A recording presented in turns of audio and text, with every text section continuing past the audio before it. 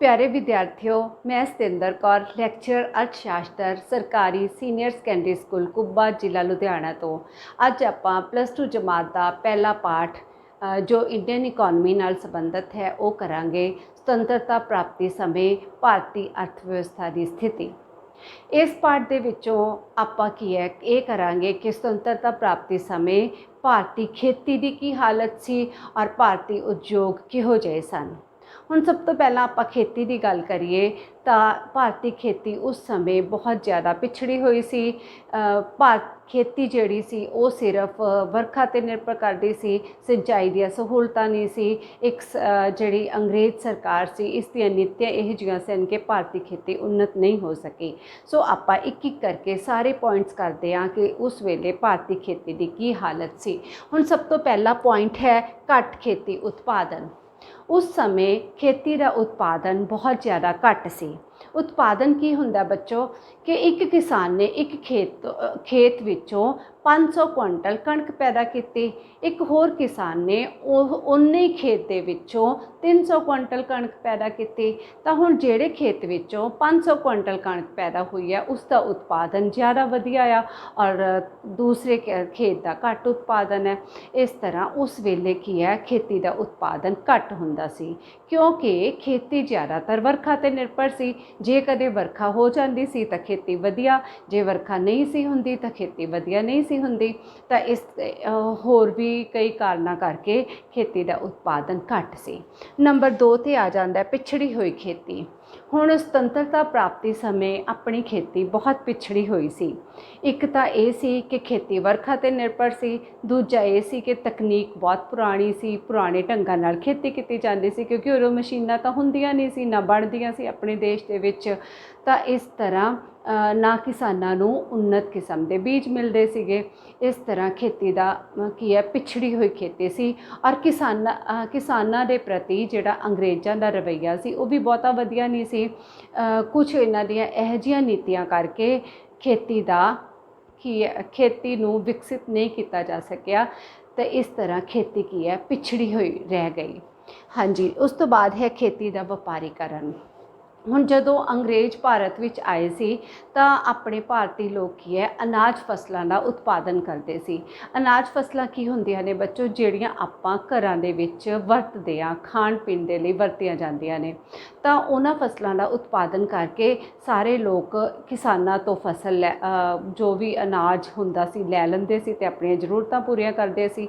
पर जदों अंग्रेज़ भारत विच आए तां उन्हां ने किसानां नूं जबरदस्ती कि वपारक फसलां बीजण ते मजबूर कर दिता। हुण वपारक फसलां की हुंदियां ने वो फसलां जिन्हां नूं बेच के मंडी विच धन कमाया जांदा है क्योंकि अंग्रेज़ां नूं भारत दे विचों कच्चा माल चाहिदा सी और वपारक फसलों तो कच्चा माल मिल जाता है। हुण वपारक फसलों किहड़ियां आ जांदियां ने जिवें कपाह हो गई, जूट जिन्हों सन कहते हैं वो हो गई, जां नील हो गया। इस तरह की है वपारक फसलां बीजण ते मजबूर किया। वपारक फसलों दे विच नील सब तो ज़्यादा खतरनाक सी क्योंकि नील बारे तुहानूं शायद अद्धियां नूं पता होगा कि हाँ जिस जमीन ते एक बार नील उग जे तो उत्थे दोबारा तो कोई फसल नहीं हुंदी, कई साल कोई फसल नहीं हुंदी, जिसका अपने भारतीय किसानों नूं बहुत ज़्यादा नुकसान होया। तो इस तरह खेती का की है वपारीकरण हो गया। उस तो अगला पॉइंट है जिमीदारी प्रणाली। हुण अंग्रेज़ां ने आके भारत दे विच जिमीदारी प्रणाली, रैयतवाड़ी, महलवाड़ी प्रणालियां शुरू कीतियां।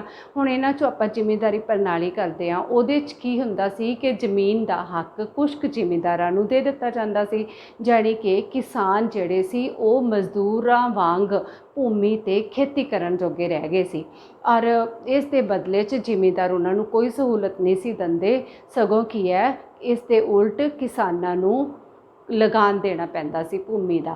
और लगान की हुंदा एक किस्म का कर हुंदा आ ते वो की है वो इन्ना ज़्यादा हुंदा सी कि किसानां नूं वो कर चुकाउणा भी औखा हो जांदा सी। इस करके भी उन्होंने की है वपारक फसलां बीजणियां शुरू करतियां सी कि आपां की है वो फसलां बीज के की लगान चुकाया जाए। तो हुण जिमीदारी प्रणाली दे करके किसानां दी हालत बहुत ज़्यादा खराब हो गई। हाँ जी, उस तो बाद है पेंडू कर्जदारी। हुण अंग्रेज़ां ने ਲਗਾਨ ਜਿਹੜਾ ਸੀ ਉਹ ਬਹੁਤ ਉੱਚੀਆਂ ਦਰਾਂ 'ਤੇ ਲਗਾਤਾ ਸੀ। ਅਤੇ ਇਸ ਲਗਾਨ ਚਲੋ ਆਪਾਂ ਜੇ ਕਹੀਏ ਤਾਂ ਅੱਜ ਵੀ ਆਪਾਂ ਟੈਕਸ ਦੇ ਰਹੇ ਹਾਂ, ਪਰ ਕੀ ਹੁੰਦਾ ਸੀ ਉਸ ਸਮੇਂ ਕਿ ਇਹ ਨਹੀਂ ਸੀ ਦੇਖਿਆ ਜਾਂਦਾ ਕਿ ਕਿਸੇ ਦੀ ਫਸਲ ਵਧੀਆ ਜਾਂ ਨਹੀਂ। ਇੱਕ ਫਿਕਸਡ ਅਮਾਊਂਟ, ਉਹ ਕਾਫੀ ਉੱਚੀ ਹੁੰਦੀ ਸੀ, ਉਹ ਕੀ ਹੈ ਇੱਕ ਦਰ ਨਿਸ਼ਚਿਤ ਕਰ ਦਿੱਤੀ ਜਾਂਦੀ ਸੀ ਵੀ ਸਾਰੇ ਕਿਸਾਨਾਂ ਨੇ ਇੰਨਾ ਹੀ ਕਰਜ਼ ਦੇਣਾ। ਅਤੇ ਉਹ ਜੇ ਤਾਂ ਹੁਣ ਫਸਲ ਵਧੀਆ ਹੋ ਜਾਂਦੀ ਸੀ, ਜਿਵੇਂ ਬਾਰਿਸ਼ ਚੰਗੀ ਹੋ ਗਈ ਤਾਂ ਫਸਲ ਵਧੀਆ, ਅਤੇ ਕਿਸਾਨ ਉਹ ਕੀ ਹੈ ਕਰ ਦੇ ਦਿੰਦੇ ਸੀ ਲਗਾਨ।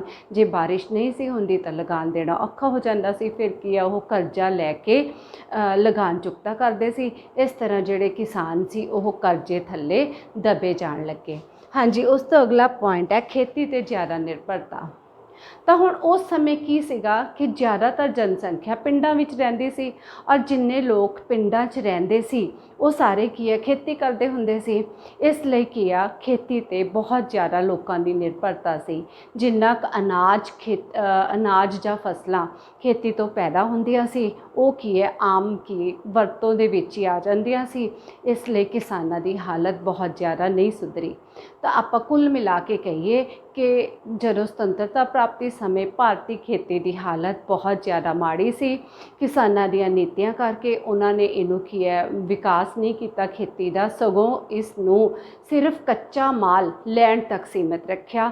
ਉਹ ਕੀ ਹੈ ਇਹੋ ਜਿਹੀਆਂ ਫਸਲਾਂ ਉਗਾਉਣ ਲਈ ਕਹਿੰਦੇ ਸੀ ਕਿ ਕਿਸਾਨਾਂ ਨੂੰ ਜਿੱਥੋਂ ਕੱਚਾ ਮਾਲ ਪ੍ਰਾਪਤ ਹੋ ਸਕੇ, ਅਤੇ ਉਹ ਕੱਚਾ ਮਾਲ ਕੀ ਹੈ ਉਹ ਇੰਗਲੈਂਡ ਲੈ ਜਾਂਦੇ ਸੀ, ਔਰ ਇੰਗਲੈਂਡ ਜਾ ਕੇ ਕੀ ਉੱਥੋਂ ਉਹਨੂੰ ਤਿਆਰ ਮਾਲ ਕਰਵਾ ਕੇ ਇੱਥੇ ਭਾਰਤ ਦੇ ਵਿੱਚ ਵੇਚ ਦਿੰਦੇ ਸੀ।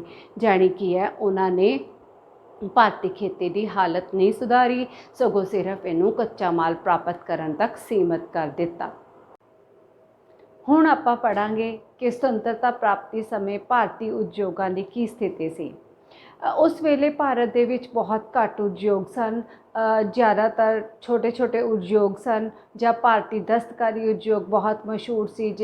ਦਸਤਕਾਰੀ ਕੀ ਹੁੰਦਾ ਬੱਚੋ, ਜਿਹੜਾ ਹੱਥ ਨਾਲ ਬਣਿਆ ਸਮਾਨ ਹੁੰਦਾ, ਇਹ ਆਪਣਾ ਹੱਥ ਨਾਲ ਬਣਿਆ ਸਮਾਨ ਸਾਰੇ ਸੰਸਾਰ ਦੇ ਵੱਖ-ਵੱਖ ਦੇਸ਼ਾਂ ਵਿੱਚ ਵੇਚਿਆ ਜਾਂਦਾ ਸੀ। ਤਾਂ ਮਤਲਬ ਕੀ ਹੈ ਭਾਰਤੀ ਦਸਤਕਾਰੀ ਉਦਯੋਗ ਸਿਰਫ ਮਸ਼ਹੂਰ ਸੀ, ਅਤੇ ਬਾਕੀ ਦੇ ਉਦਯੋਗ ਬਹੁਤ ਘੱਟ ਸੀ, ਥੋੜ੍ਹੇ ਜਿਹੇ ਉਦਯੋਗ ਸਨ। ਅਤੇ ਹੁਣ ਆਪਾਂ ਉਦਯੋਗਾਂ ਦੀ ਸਥਿਤੀ ਬਾਰੇ ਇੱਕ ਇੱਕ ਕਰਕੇ ਸਾਰੇ ਪੁਆਇੰਟਸ ਪੜ੍ਹਾਂਗੇ। ਤਾਂ ਸਭ ਤੋਂ ਪਹਿਲਾ ਪੁਆਇੰਟ ਹੈ ਉਪਭੋਗਤਾ ਵਸਤੂਆਂ ਦੇ ਉਦਯੋਗ। ਉਸ ਵੇਲੇ ਭਾਰਤ ਦੇ ਵਿੱਚ ਸਿਰਫ ਉਪਭੋਗਤਾ ਵਸਤੂਆਂ ਦੇ ਉਦਯੋਗ ਸਨ। ਉਪਭੋਗਤਾ ਵਸਤੂਆਂ ਕੀ ਹੁੰਦੀਆਂ ਨੇ, ਜਿਨ੍ਹਾਂ ਦਾ ਆਪਾਂ ਉਪਭੋਗ ਕਰਦੇ ਹਾਂ, ਜਾਣੀ ਕਿ ਜਿਨ੍ਹਾਂ ਨੂੰ ਆਪਾਂ ਵਰਤਦੇ ਹਾਂ, ਖਾਂਦੇ ਪੀਂਦੇ ਹਾਂ। ਤਾਂ ਫਿਰ ਜਿਵੇਂ ਕਿਹੜੇ ਕਿਹੜੇ ਉਦਯੋਗ ਸੀ, ਜਿਵੇਂ ਚਾਹ ਦੇ ਉਦਯੋਗ ਸੀ, ਖੰਡ ਦੇ ਉਦਯੋਗ ਸੀ, ਕਪਾਹ ਦੇ ਉਦਯੋਗ, ਜੂਟ ਦੇ ਸਣ ਦੇ ਜਾਣੀ ਉਦਯੋਗ, ਇੱਦਾਂ ਦੇ ਥੋੜ੍ਹੇ ਜਿਹੇ ਉਦਯੋਗ ਸਨ, ਜ਼ਿਆਦਾ ਉਦਯੋਗ ਨਹੀਂ ਸੀ, ਮਤਲਬ ਕਿ ਸਿਰਫ ਉਪਭੋਗਤਾ ਵਸਤੂਆਂ ਦੇ। ਅਤੇ ਵੱਡੇ ਉਦਯੋਗਾਂ ਦੀ ਬਹੁਤ ਘਾਟ ਸੀ, ਅਤੇ ਜ਼ਿਆਦਾਤਰ ਸਮਾਨ ਕੀ ਹੈ ਬਾਹਰੋਂ ਹੀ ਮੰਗਵਾਇਆ ਜਾਂਦਾ ਸੀ। ਅਤੇ ਉਸ ਤੋਂ ਅਗਲਾ ਪੁਆਇੰਟ ਹੈ ਮੂਲ ਉਦਯੋਗਾਂ ਦੀ ਅਣਹੋਂਦ। ਹੁਣ ਮੂਲ ਉਦਯੋਗ ਕੀ ਹੁੰਦੇ ਨੇ ਬੱਚੇ, ਕਿ ਜਿਹੜੇ ਲੋਹੇ ਦੇ ਉਦਯੋਗ ਹੈ ਉਹਨਾਂ ਨੂੰ ਆਪਾਂ ਮੂਲ ਉਦਯੋਗ ਕਹਿੰਦੇ ਹਾਂ, ਕਿਉਂਕਿ ਉਹਨਾਂ ਦੇ ਵਿੱਚ ਕੀ ਹੈ ਮਸ਼ੀਨਾਂ ਬਣਦੀਆਂ ਨੇ। ਹੁਣ ਜੇ ਆਪਣੇ ਦੇਸ਼ ਦੇ ਵਿੱਚ ਮਸ਼ੀਨਾਂ ਬਣਨਗੀਆਂ ਤਾਂ ਹੀ ਆਪਾਂ ਹੋਰ ਸਮਾਨ ਬਣਾ ਸਕਦੇ ਹਾਂ। ਤਾਂ ਇਸ ਤਰ੍ਹਾਂ ਮੂਲ ਉਦਯੋਗ ਆਪਣੇ ਬਹੁਤ ਘੱਟ ਸੀਗੇ, ਨਾ ਮਾਤਰ ਦੇ ਸੀ, ਅਤੇ ਆਪਾਂ ਸਾਰਾ ਕੁਝ ਕੀ ਹੈ ਸਾਰੀਆਂ ਮਸ਼ੀਨਾਂ ਬਾਹਰੋਂ ਮੰਗਵਾਉਂਦੇ ਸੀ, ਅਤੇ ਇੱਥੇ ਤੱਕ ਕਿ ਸਾਈਕਲ ਵੀ ਬਾਹਰਲੇ ਦੇਸ਼ਾਂ ਤੋਂ ਮੰਗਵਾਏ ਜਾਂਦੇ ਸੀ। ਉਸ ਤੋਂ ਅਗਲਾ ਪੁਆਇੰਟ ਹੈ ਕੁਟੀਰ ਉਦਯੋਗਾਂ ਦਾ ਖਾਤਮਾ। ਹੁਣ ਕੁਟੀਰ ਉਦਯੋਗ ਕੀ ਹੁੰਦੇ ਨੇ, ਜਿਹੜੇ ਲੋਕ ਫੈਕਟਰੀਆਂ ਖੋਲ੍ਹ ਲੈਂਦੇ ਆ, ਛੋਟੇ ਛੋਟੇ ਕੰਮ ਖੋਲ੍ਹ ਲੈਂਦੇ ਆ, ਘਰਾਂ ਦੇ ਵਿੱਚ ਖੁੱਲ੍ਹ ਜਾਂਦੇ ਆ, ਮਤਲਬ ਛੋਟੇ ਉਦਯੋਗ, ਉਹ ਸਾਰੇ ਕੀ ਹੈ ਅੰਗਰੇਜ਼ਾਂ ਦੀਆਂ ਨੀਤੀਆਂ ਕਰਕੇ ਉਹਨਾਂ ਦਾ ਆਲਮੋਸਟ ਖਾਤਮਾ ਹੋਣ ਦੇ ਕੰਢੇ ਆ ਗਿਆ ਸੀ। ਕਿਉਂਕਿ ਅੰਗਰੇਜ਼ਾਂ ਨੇ ਉਹਨਾਂ 'ਤੇ ਉਹ ਛੋਟੇ ਉਦਯੋਗਾਂ 'ਤੇ ਜਾਂ ਕੁਟੀਰ ਉਦਯੋਗਾਂ 'ਤੇ ਟੈਕਸ ਬਹੁਤ ਵਧਾਤੇ ਸੀ। ਹੁਣ ਜ਼ਿਆਦਾ ਟੈਕਸ ਕਰਕੇ ਉਹ ਪ੍ਰਫੁੱਲਤ ਹੋਣ ਤੋਂ ਰਹਿ ਗਏ, ਔਰ ਉਹਨਾਂ ਦਾ ਸਮਾਨ ਕੀ ਹੈ ਮਹਿੰਗਾ ਵਿਕਣ ਲੱਗ ਗਿਆ, ਅਤੇ ਇਸ ਲਈ ਉਹ ਕੀ ਹੈ ਬੰਦ ਹੋਣ ਦੇ ਕੰਢੇ ਆ ਗਏ। ਹਾਂਜੀ, ਉਸ ਤੋਂ ਬਾਅਦ ਹੈ ਸਰਕਾਰੀ ਮਦਦ ਦੀ ਘਾਟ। ਹੁਣ ਅਗਲਾ ਪੁਆਇੰਟ ਹੈ ਸਰਕਾਰੀ ਮਦਦ ਦੀ ਘਾਟ। ਇਹ ਬਹੁਤ ਇੰਪੋਰਟੈਂਟ ਹੈ, ਕਿਉਂਕਿ ਜਦੋਂ ਕਿਸੇ ਸਰਕਾਰ ਨੇ ਕਿਸੇ ਚੀਜ਼ ਨੂੰ ਉਤਸ਼ਾਹਿਤ ਕਰਨਾ ਹੁੰਦਾ ਕਿ ਇਹਦਾ ਉਤਪਾਦਨ ਹੋਵੇ, ਤਾਂ ਸਰਕਾਰ ਕੀ ਹੈ ਉਹਦੇ ਲਈ ਲੋਕਾਂ ਨੂੰ ਜ਼ਿਆਦਾ ਸਹੂਲਤਾਂ ਦਿੰਦੀ ਹੈ, ਜਿਵੇਂ ਸਬਸਿਡੀ ਦਿੰਦੀ ਹੈ, ਕੋਈ ਉਹਨਾਂ ਨੂੰ ਮਤਲਬ ਪੈਸੇ ਦੀ ਜਾਂ ਹੋਰ ਕਾਸੇ ਦੀ ਸਹੂਲਤ ਦਿੰਦੀ ਹੈ, ਤਾਂ ਪਰ ਅੰਗਰੇਜ਼ ਸਰਕਾਰ ਨੇ ਆਪਣੇ ਲੋਕਾਂ ਨੂੰ ਉਦਯੋਗਾਂ ਦੇ ਲਈ ਕੋਈ ਸਹਾਇਤਾ ਨਹੀਂ ਕੀਤੀ, ਕਿਉਂਕਿ ਉਹ ਇੱਥੇ ਉਦਯੋਗ ਲਾਉਣਾ ਹੀ ਨਹੀਂ ਸੀ ਚਾਹੁੰਦੇ। ਉਹ ਤਾਂ ਇਹ ਸੀ ਕਿ ਜੇ ਭਾਰਤ ਦੇ ਵਿੱਚ ਉਦਯੋਗ ਲੱਗਦੇ ਤਾਂ ਫਿਰ ਲੋਕ ਇੱਥੇ ਦੀਆਂ ਬਣੀਆਂ ਚੀਜ਼ਾਂ ਲੈਂਦੇ, ਤਾਂ ਸਗੋਂ ਇੰਗਲੈਂਡ ਦਾ ਵਪਾਰ ਉਹਦੇ ਨਾਲ ਪ੍ਰਭਾਵਿਤ ਹੋਣਾ ਸੀ। ਇਸ ਲਈ ਅੰਗਰੇਜ਼ਾਂ ਨੇ ਇੰਗਲੈਂਡ ਦਾ ਵਪਾਰ ਪ੍ਰਫੁੱਲਤ ਕੀਤਾ ਤੇ ਭਾਰਤ ਦੇ ਵਪਾਰ ਨੂੰ ਪ੍ਰਫੁੱਲਤ ਨਹੀਂ ਕੀਤਾ। ਹੁਣ ਉਸ ਤੋਂ ਬਾਅਦ ਲਾਸਟ ਪੁਆਇੰਟ ਹੈ ਪੱਖਪਾਤੀ ਕਰ ਨੀਤੀ। ਇਹ ਵੀ ਬਹੁਤ ਇੰਪੋਰਟੈਂਟ ਹੈ। ਪੱਖਪਾਤੀ ਕੀ ਹੁੰਦਾ ਵੀ ਕਿਸੇ ਚੀਜ਼ 'ਤੇ ਟੈਕਸ ਵੱਧ ਲਗਾ ਦੇਣਾ, ਕਿਸੇ 'ਤੇ ਘੱਟ ਲਗਾ ਦੇਣਾ। ਜਿੱਥੇ ਅੰਗਰੇਜ਼ ਸਰਕਾਰ ਨੂੰ ਲੱਗਦਾ ਸੀ ਵੀ ਇਹ 'ਚ ਸਾਡਾ ਫਾਇਦਾ ਹੈ, ਉੱਥੇ ਉਹ ਕਰ ਆਪਣੀ ਮਰਜ਼ੀ ਨਾਲ ਘਟਾ ਦਿੰਦੇ ਸੀ, ਤੇ ਜਿੱਥੇ ਲੱਗਦਾ ਸੀ ਵੀ ਇੱਥੇ ਫਾਇਦਾ ਆ ਸਾਨੂੰ ਤਾਂ ਉੱਥੇ ਵਧਾ ਵੀ ਦਿੰਦੇ ਸੀ।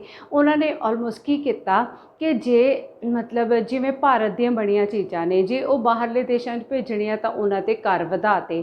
ਹੁਣ ਜਦੋਂ ਕਰ ਵੱਧ ਗਏ ਤਾਂ ਉਹ ਚੀਜ਼ਾਂ ਦੂਜੇ ਦੇਸ਼ਾਂ 'ਚ ਜਾ ਕੇ ਮਹਿੰਗੀਆਂ ਵਿਕਣ ਲੱਗ ਗਈਆਂ, ਤਾਂ ਫਿਰ ਲੋਕਾਂ ਨੇ ਉਹ ਚੀਜ਼ਾਂ ਲੈਣੀਆਂ ਬੰਦ ਕਰਤੀਆਂ।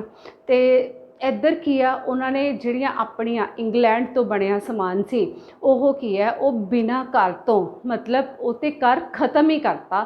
ਉਹ ਇਸੇ ਤਰ੍ਹਾਂ ਭਾਰਤ ਦੇ ਵਿੱਚ ਵੇਚਣ ਲੱਗੇ, ਜਿਸ ਨਾਲ ਕੀ ਹੈ ਇੰਗਲੈਂਡ ਦਾ ਬਣਿਆ ਸਮਾਨ ਸਸਤਾ ਔਰ ਵਧੀਆ ਵਿਕਣ ਲੱਗਿਆ। ਮਤਲਬ ਕੀ ਹੈ, ਉਹਨਾਂ ਨੇ ਆਪਣੇ ਫਾਇਦੇ ਦੇ ਲਈ ਸਿਰਫ ਇੰਗਲੈਂਡ ਦੀਆਂ ਵਸਤੂਆਂ ਨੂੰ ਪ੍ਰੋਤਸਾਹਿਤ ਕੀਤਾ, ਇੰਗਲੈਂਡ ਤੋਂ ਸਮਾਨ ਲਿਆ ਕੇ ਇੱਥੇ ਭਾਰਤ 'ਚ ਵੇਚਣ ਲੱਗੇ। ਉਹਨਾਂ ਨੇ ਭਾਰਤ ਨੂੰ ਇੱਕ ਸਿਰਫ ਮੰਡੀ ਦੀ ਤਰ੍ਹਾਂ ਵਰਤਿਆ। ਠੀਕ ਹੈ, ਮਤਲਬ ਕੀ ਹੈ ਜਿਹੜਾ ਆਪਣਾ ਦਸਤਕਾਰੀ ਉਦਯੋਗ ਸੀ ਇੰਨਾ ਮਸ਼ਹੂਰ ਸੀ, ਉਹਦੇ 'ਤੇ ਇਹਨਾਂ ਨੇ ਵੱਧ ਕਰ ਲਗਾਤੇ ਤਾਂ ਕਿ ਉਹ ਦੂਜੇ ਦੇਸ਼ਾਂ 'ਚ ਜਾ ਕੇ ਬਹੁਤ ਮਹਿੰਗਾ ਵਿਕੇ ਤੇ ਲੋਕ ਉਹਨੂੰ ਨਾ ਖਰੀਦ ਸਕਣ।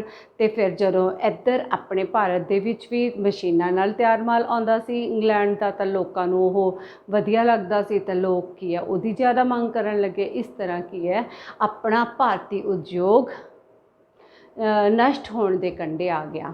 ਤੇ ਕੁੱਲ ਮਿਲਾ ਕੇ ਆਪਾਂ ਕਹੀਏ ਕਿ ਅੰਗਰੇਜ਼ਾਂ ਦੇ ਸਮੇਂ ਦੇ ਵਿੱਚ ਜਾਣੀ ਸੁਤੰਤਰਤਾ ਪ੍ਰਾਪਤੀ ਸਮੇਂ ਨਾ ਤਾਂ ਭਾਰਤੀ ਖੇਤੀ ਦੀ ਸਥਿਤੀ ਵਧੀਆ ਸੀ ਤੇ ਨਾ ਹੀ ਉਦਯੋਗਾਂ ਦੀ ਸਥਿਤੀ ਵਧੀਆ ਸੀ।